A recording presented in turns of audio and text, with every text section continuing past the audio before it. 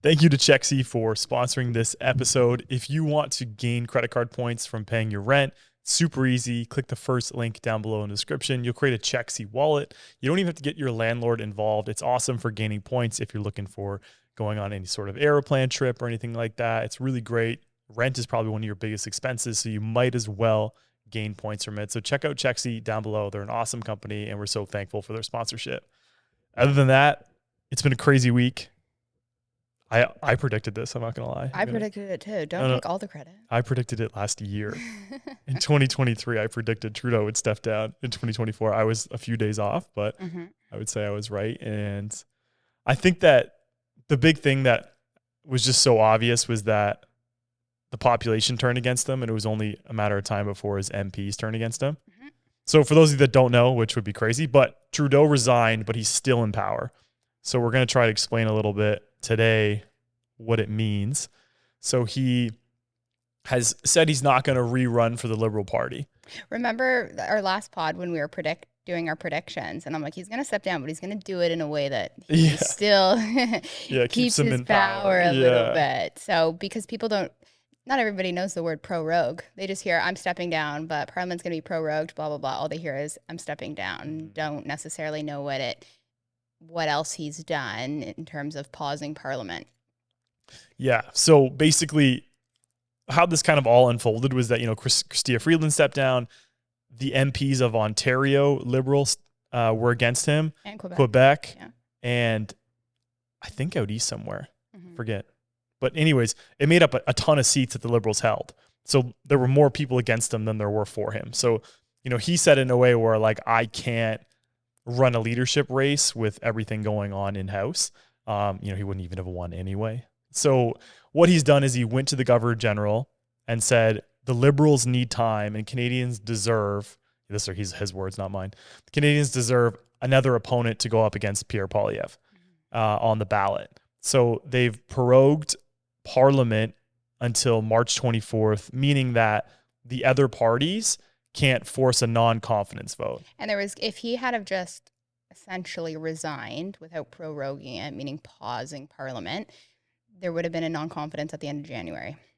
Right. And most likely. Yeah. And Jagmeet would have had his pension by then. Yes. That's a clear indication of why we're in what we're in. And that would have forced an election, meaning a Canada-wide election. Without a Liberal leader. Right. Or with Trudeau in leadership. Right. What he should have done is he should have had someone already, like the Kamala Harris switch. They should have had someone already ready to go. Because they're going to face a non-confidence vote. The Québécois said it. The NDP said it. Obviously, the Conservatives said it. As soon as they resume Parliament, which is in March 24th, they're going to face a non-confidence vote, which they're going to lose unless something drastic happens. Right. But they're going to lose that vote. So they have less than 90 days to put together a new leader, a new campaign, and their polls are horrible. Right. Let's be clear. It doesn't matter who goes into the leadership of the Liberal Party. They're not going against Pierre Poilievre. They're trying to get second. They're trying to be the official opposition, which they aren't right now, probably by polling. And they might not even get third. That's how bad they're polling. So right now we're looking at Conservatives winning a majority with the Québécois, which is crazy, being the official opposition because they represent one province. Crazy.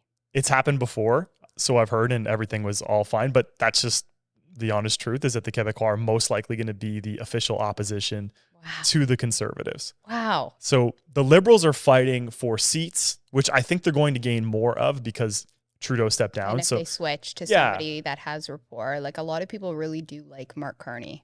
So Chrystia Freeland is ahead of Mark Carney. Is she? Yeah, it's Chrystia Freeland and Mark Carney. The problem with Mark Carney is nobody really knows who he is. That's the thing with politics. Like a lot of normal Canadians who aren't following stuff like we follow, politics, which, is a good and a bad thing. They don't know who Mark Carney is. So you have Mark Carney going against Pierre Poilievre, who has so much support. So many people want him to be the next prime minister. His interview with Peterson just got 40 million views. Love him or hate him, he has way more of a presence than Mark Carney. So I think Chrystia Freeland would actually be potentially a better option, not because people like her, but I think she will get more women votes and she has more of a known presence in politics. It's so crazy that she even has the ability to run for party leader when the budget came out and she resigned and basically took no accountability. Like, you were the architect of the whole financial system that failed miserably with the budget being so far over what was predicted. So it's funny how she kind of got herself away from thinking that. I'm not giving her any discredit to the budget, but I also think there was a lot of stuff in that budget that was against her wishes, and that's why she stepped down too. Like, I'm not saying like she's that's what she wants you to think. She's a good financial manager, but I also think that's why Trudeau fired her before, right? Which was a crazy turn of events. And then Mark Carney was supposed to be the finance minister. What bothers me is that Parliament is essentially on hold. No new legislation or laws can come into effect. Trump's inauguration is huge, yeah. Right, so there's massive threats on our biggest trading partner, the tariffs, everything that he's saying. First of all, Trump doesn't respect Chrystia Freeland. He hates her. He's like open about how much he hates her, and he hates Trudeau. Right, so they're our big brother. We don't want to have somebody as our leader that Trump doesn't respect, first of all. Like, let's just call it. He is technically the most powerful person, especially in our world, right? On the Western world, he is the most powerful person. So we don't want to have a leader that Trump doesn't respect. And bottom line. And the fact that Parliament is paused until March 24th. Let's say Trump comes into power and does put tariffs or does do these things. Nothing can be passed until March 24th. We essentially have no leadership until that date for our country to be we're up against massive threats and we have zero leadership. We are laughingstock right now. Yeah, you're 100% right. Like that's the biggest thing is I don't even understand why the Governor General prorogued this, to be honest. I understand that the Liberals want to have a fair shot, but for them, dog here, but for them to try and get, Abby, we can cut this out, right? Come get her. That's little Abby barking. We're going to have to cut that out. Oh, who's that? Oh, yes. Okay, back to... Can you cut that? Yeah, we'll cut it out. Okay. What were you saying? Talking about? Something about Trump. What was it? Something Trump. What were we talking about? Trump threat. Yeah. It's paused. Oh, okay. We're the laughing stock. So cut it until where I said we're basically the laughing stock, and then you say. So let's just bring it back to we're basically the laughing stock. Yeah, we are basically the laughing stock right now. And what's going to happen is Trump's going to take his presidency, but Justin Trudeau is still the prime minister. He's not going to be able to get stuff through, obviously, because of everything going on. But he's still the prime minister of Canada until at least the end of March, and then we have to have an election. So technically till May. Most likely April, May. Yeah. That's kind of like when but you have to have these guys go through an election platform too, right? Like the Liberals have zero time to explain why the party is going to be better without Trudeau. Yeah. So anyone having this hope that, the Liberals are going to, it's not going to happen. It is no one can save them. Selfish though to prorogue it until then, because 100%. Essentially it leaves Canada without a leader while these threats are up in the air. Trump is taking power in 2 weeks, and it leaves Canada without a leader until that date, right? Yeah. While the Liberal kind of gets their party in order. So selfishly, they're like, we are going to lose. If Justin Trudeau essentially just stepped down, the non-confidence vote at the end of January would have triggered an election, and they wouldn't have had enough time to prepare a new leader to run against Pierre or to even compete in an election. So him proroguing it essentially gives the Liberal Party enough time to get their house in order at the expense of Canadians. Essentially, we don't have a leader when our biggest, these threats are up in the air. We have zero leader. We have no one to rely on. And these things could really hurt us if they were to come to fruition. Yeah, a lot of people are rejoicing in happiness of Trudeau stepping down, which I understand, but we still have a mess of a budget. Immigration is currently a mess. Pierre Poilievre said in the Jordan Peterson interview, he's like, the Liberals got the party and I get the hangover, which was kind of an interesting analogy because, now he's inheriting this economy that has threats from like our biggest ally. Like I said, the budget, inflation is under control in Canada, but our GDP is bound to start to fall without immigration. Right. And where does that leave the real estate market?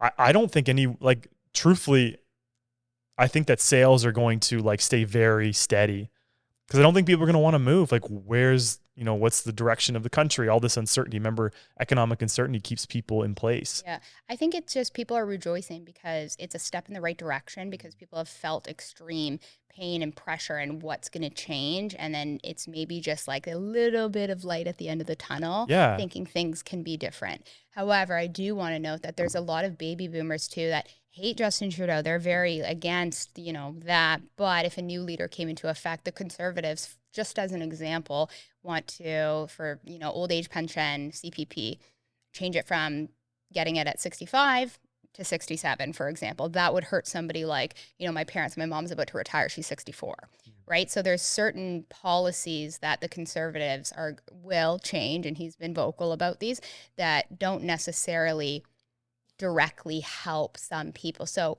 it will be interesting to see because there are some liberal policies that the baby boomers like, right? So if there is a new person in power, a lot of the baby boomers know who Mark Carney is. He was the Bank of Canada governor, right? He was the governor of the Bank of Canada. He was recruited to the UK, served there for 8 years, and now he's back. So he does have a lot of history under his belt for people that know him. My dad personally really likes him. I don't know enough about him to really comment. Yeah, me neither. Yeah, he's someone I don't know a lot about, obviously, just given my age. Right. Yeah. Right. But yeah, I don't even think he's going to be the Liberal leader, though. Like, I truthfully don't. I think Chrystia Freeland's going to take it over. Would be such a freaking mistake for the Liberal Party. I think so, too. Like, I think he could be the best cannot be the Prime Minister of Canada against Trump. Trump will eat her alive. But the Liberals won't be. They don't have a shot. But if the Liberals are smart, they're not going to put somebody that Trump despises. But I promise you, they're going for second. Like they're trying to get second. They know they're not getting first. There's not a shot they're getting first. But it was interesting. There's a Liberal MP who was on because I was watching it all day yesterday, and a Liberal MP came on and he said that he's very happy that Trudeau stepped down, and he's like, we need to get our party back to the center, which was like an interesting thing to hear from a Liberal. Is that they've just gone too far to the left to the point where they've lost all the support that they ever had, which is kind of what we saw in the U.S. too, right? Like I think both these parties need to go back and like restructure themselves to what not what the top person wanted, but what the general Canadian loved about the party. What's interesting is if you ask anybody, literally go to the street and ask anybody and say, are you liberal or conservative? I bet you most will say conservative, Pierre, blah, blah.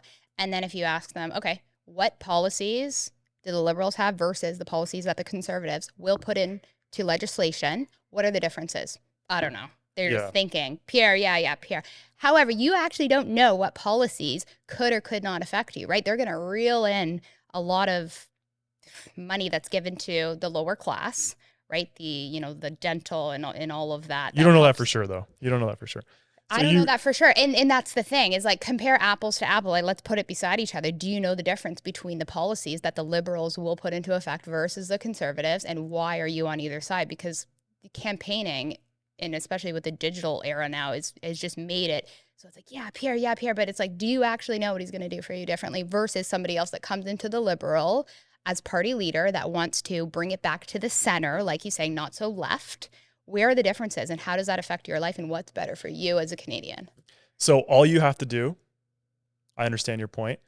You go back in time and you don't need to look at you go to 2015 and you go, was there less crime then? Yep. Was housing cheaper then?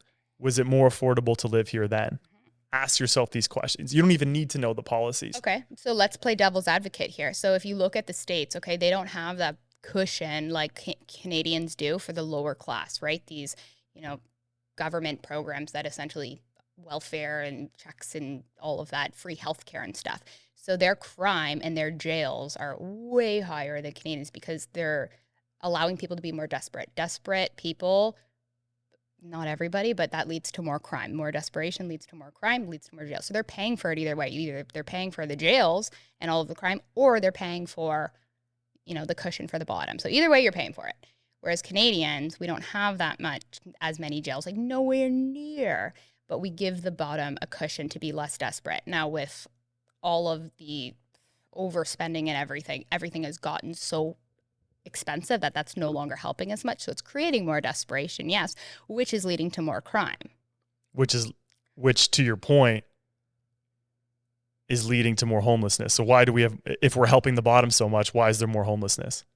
Yeah. If we're helping the bottom so much, why is there more crime? Why is there more guns? Why are more cars getting stolen? Why are there more houses getting broken into? I always think that there's a correlation between desperate people and crime.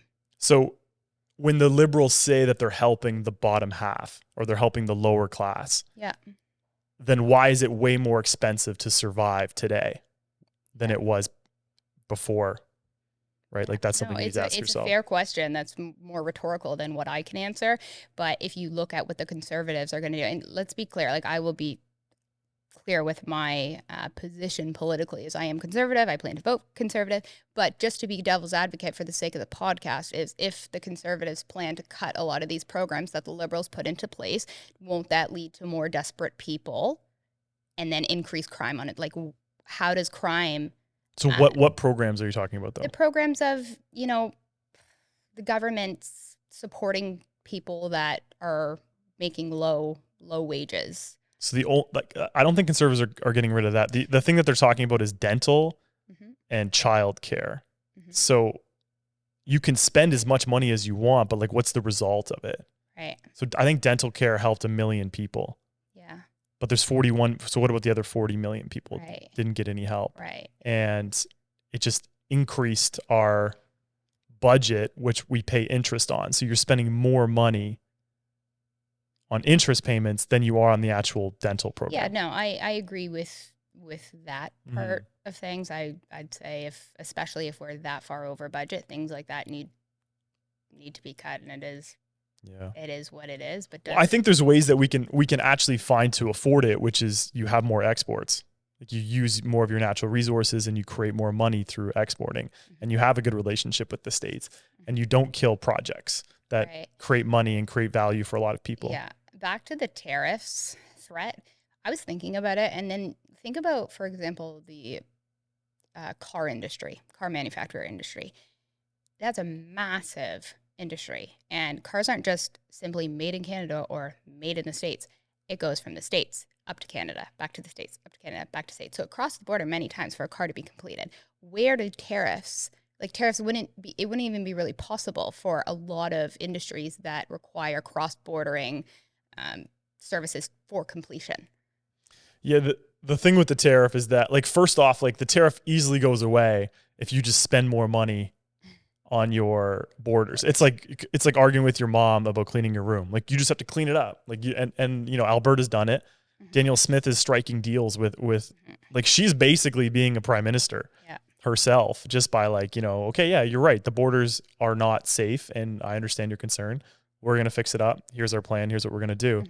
Now we're in this, election thing. We're in, I don't know what's going to happen. I honestly don't. And it's going to be, Trump gets in on January 20th. Yeah, I think something like that. Yeah, very soon, a couple weeks. And we don't have clear leadership. We don't have leadership at all. Parliament's paused. Yeah, Parliament is paused. So I don't know. Like maybe Trump has, some sort of, I think that Trudeau step down is huge for Trump. Like that's what he didn't want to work with Trudeau. So I think maybe he'll have sort of this understanding that he needs to talk to the next Prime Minister of Canada, which is going to be Pierre Poilievre. And that's who he should be talking to. Yeah. I'm surprised they haven't already. Maybe they have. Behind closed doors. They just haven't said anything yet. And a lot of stuff hasn't been said yet. Like, what is your election campaign? We don't know yet. Like, we don't know what Pierre's going to do, Jagmeet Singh wants to do. Like, you have some ideas, but you don't have anything that, like, we don't have any debates yet. We don't have any sort of... I want to, be clear on... Because I always find that people are so one-sided but can't explain why. So I want to be clear about everybody's position on one episode while they start campaigning and actually putting forth what it'll be nice to have that kind of, if Chrystia Freeland is, this is what she wants to do and this is what Pierre's party wants to do. And this is personal for people, right? Yeah. Do they like Chrystia Freeland or do they not? Because whatever is in the media, but let's clearly state the differences.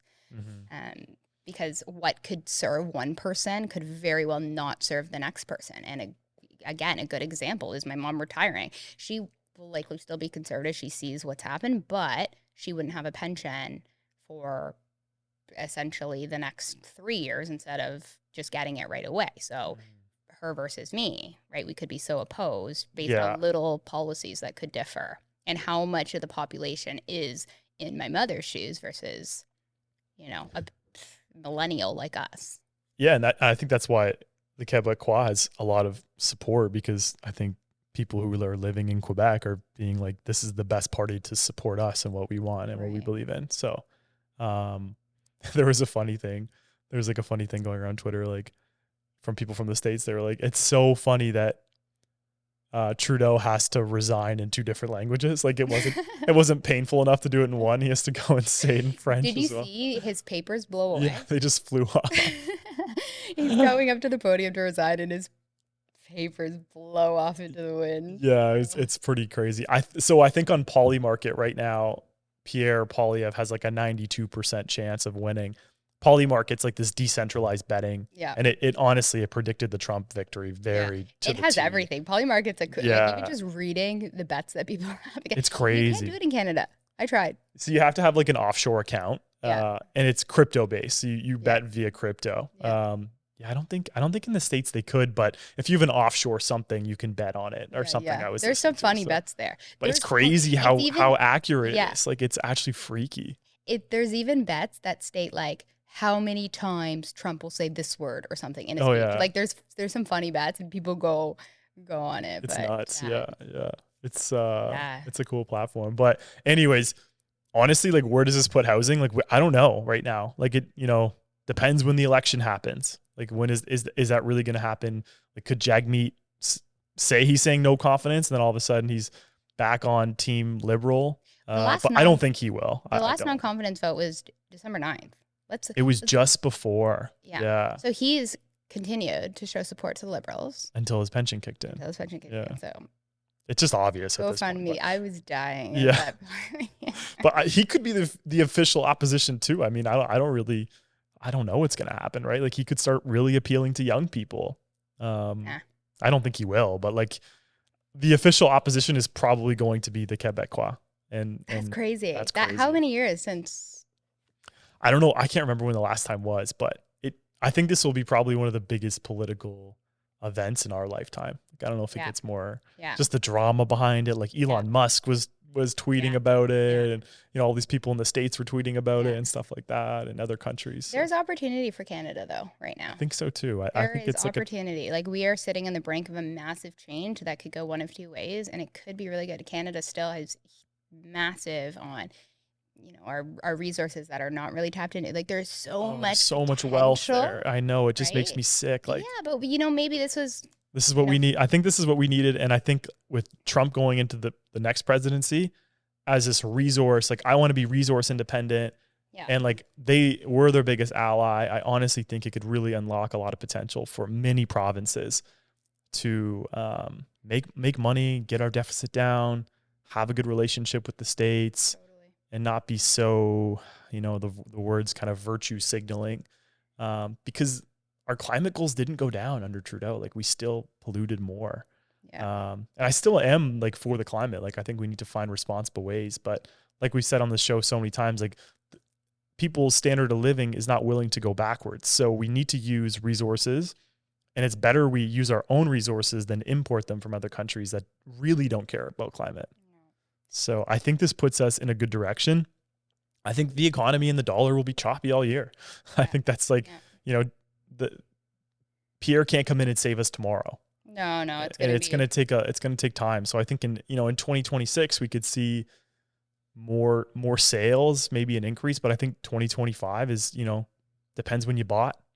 Yeah. But, I don't think prices are going to tank 20%, but interest rates dropping and all this kind of it is really foreshadowing on like political politically aside for 1 second, buyers and sellers rely on what does it cost me to move? Bottom line, what are the interest rates? What does it cost me to buy versus what does it cost me to rent? Yeah.